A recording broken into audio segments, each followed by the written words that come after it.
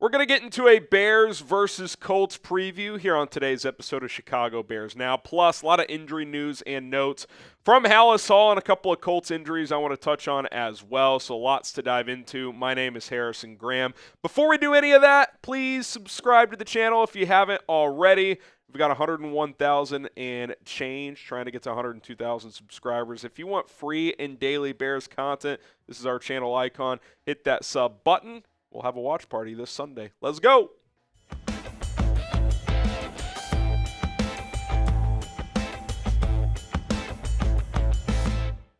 We'll hit the injury news off the top. Keenan Allen, the latest on him is he did not practice today. And Matt Eberflus basically just said it's kind of just a pain tolerance issue as he's dealing with that heel injury. And it's kind of just pain management and trying not to push him back too soon and have another setback. So that's kind of where it sits right now. And based on how we talked about him compared to some of the other guys that are dinged up, it didn't sound that promising. It feels like he's not going to do much again this week, and they'll see how he feels again on game day. But remember last week the plan was to rest him and then have him warm up before the game on Sunday. And by the time Sunday got here, he didn't even do a workout because the foot wasn't where it needs to be. So we'll see how this week goes. It's hard to guess what a time frame is. I think he could play Sunday. I think he could miss 2 more weeks. I don't really know at this point, but you hope it's sooner rather than later. Now, I think the good news is that you've got Rome Odunze. He showed some promising signs last year. That knee obviously doesn't seem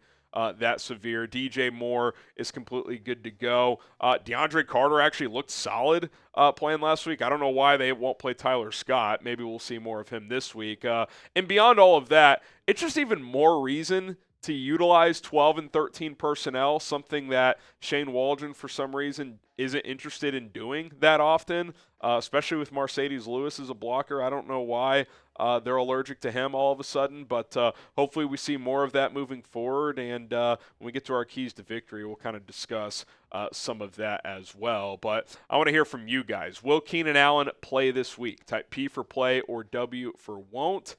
Honestly, if I'm guessing right now, I would guess no. But it's probably in that 50-50 range again. We'll have to wait and see how the week goes. Get to the latest on Tevin Jenkins now, who I didn't even realize got banged up in the last game. He didn't practice today either, but Flu says the Bears do feel good about him and where he's at. He's dealing with a thigh bruise, so I think it's more of a let's just give him a rest day here. Probably be limited tomorrow and should be ready to go for Sunday. Obviously, we'll see how the week goes. Not a guarantee.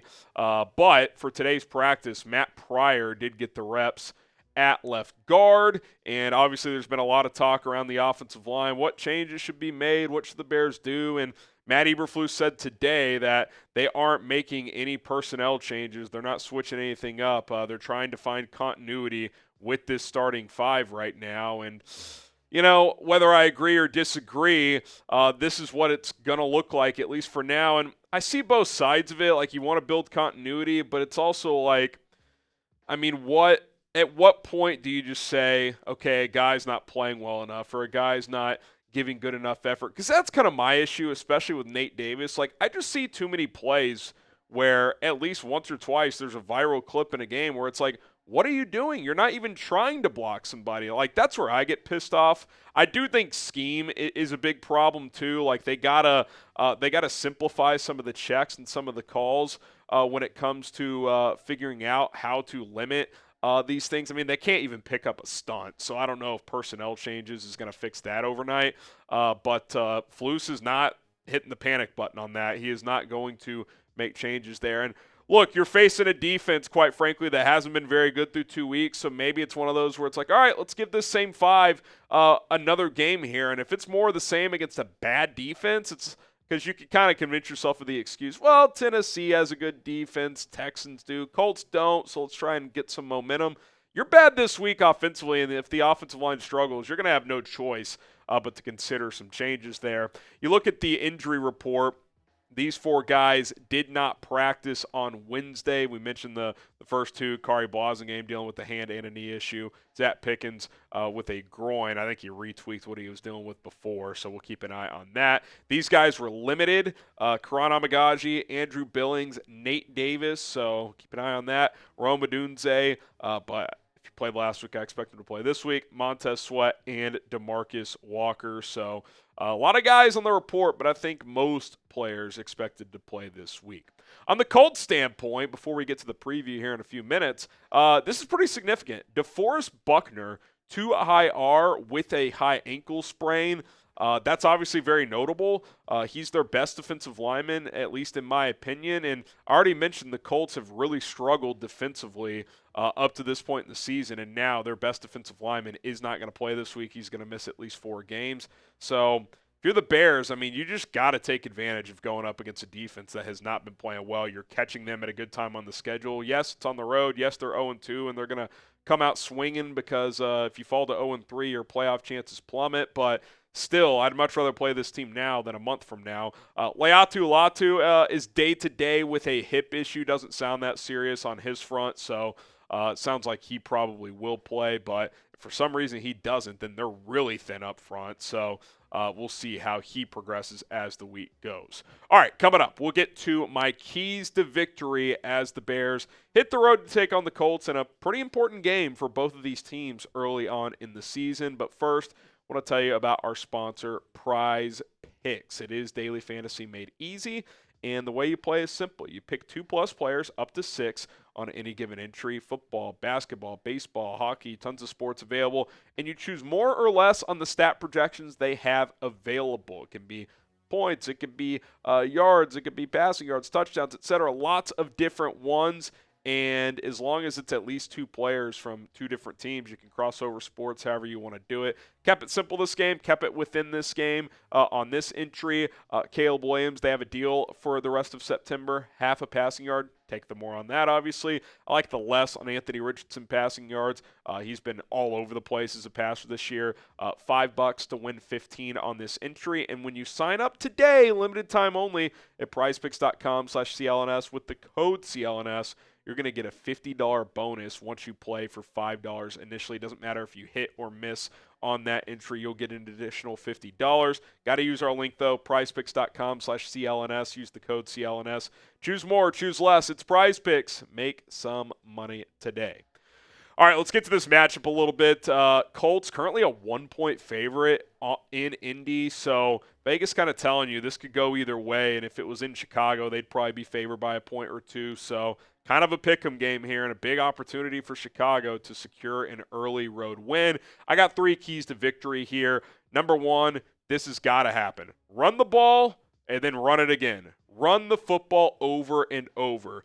The Colts rush defense is not very good.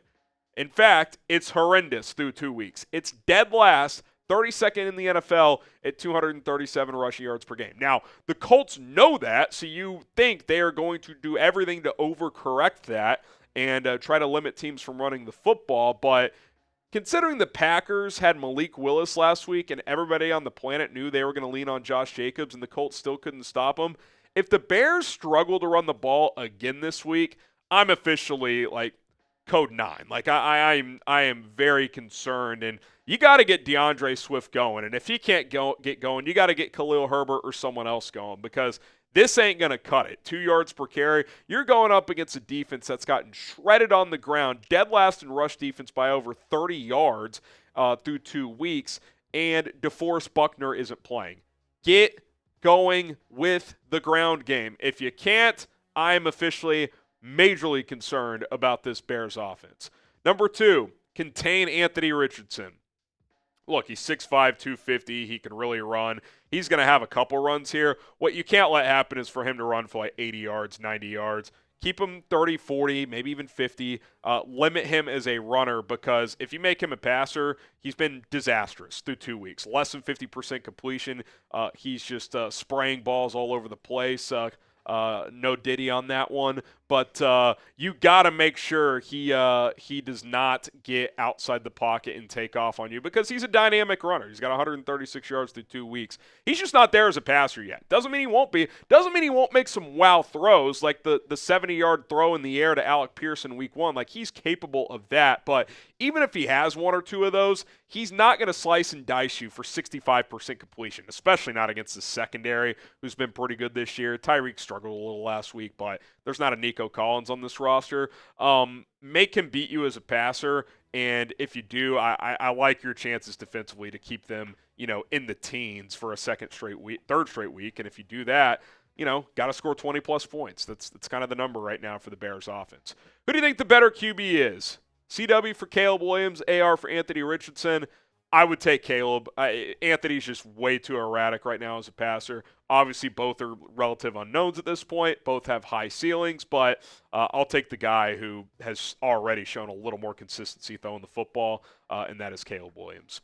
All right, under center, play action, shots. I do think keep challenging or keep taking shots downfield is a good idea. Got to hit a couple of those. Obviously, that's been a struggle for Caleb. He's been inaccurate on some of those throws up to this point. But I think something that this offense has not done nearly enough in the run game or in general is getting under center. I know maybe a small part of that is Caleb hasn't done that much, and they're trying to get him in the shotgun, stuff he's comfortable with. But I think, number one, the few runs that have been successful for Chicago have been under center. So get under center, try to get the outside zone going, run between the tackles as well, establish that run game, and run some play action shots off of it with Caleb Williams. Some boots, get him on the edge. We talked about that last week, didn't see it much.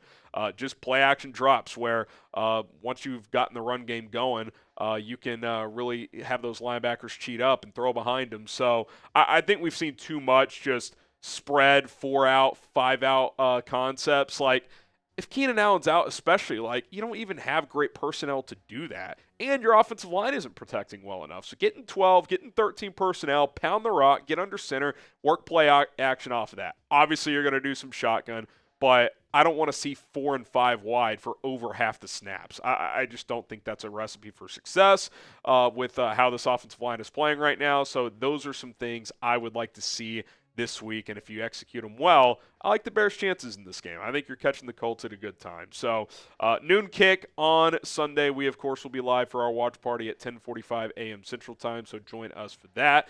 Get those score predictions in. Who you got, and what is the final score for the Bears and the Colts? I didn't script out a prediction. I'm going to go, let's go 23-16. I like the Bears to bounce back. We saw the offense get a little better in week 2. I think they get a little better in week 3. They'll find a little bit of a running game. Don't think they'll run for 230 like teams have been on Indy, but over 100 yards rushing this week, get a little bit of balance at least, and the Bears lean on their defense, get just enough offense, and win this game 23-16 on the road. All right, that's going to do it for Chicago Bears. Now let's get to 2-1. Busy week coming up. We got our Thursday live show as well, and some more content leading up to Sunday. So subscribe and bear down.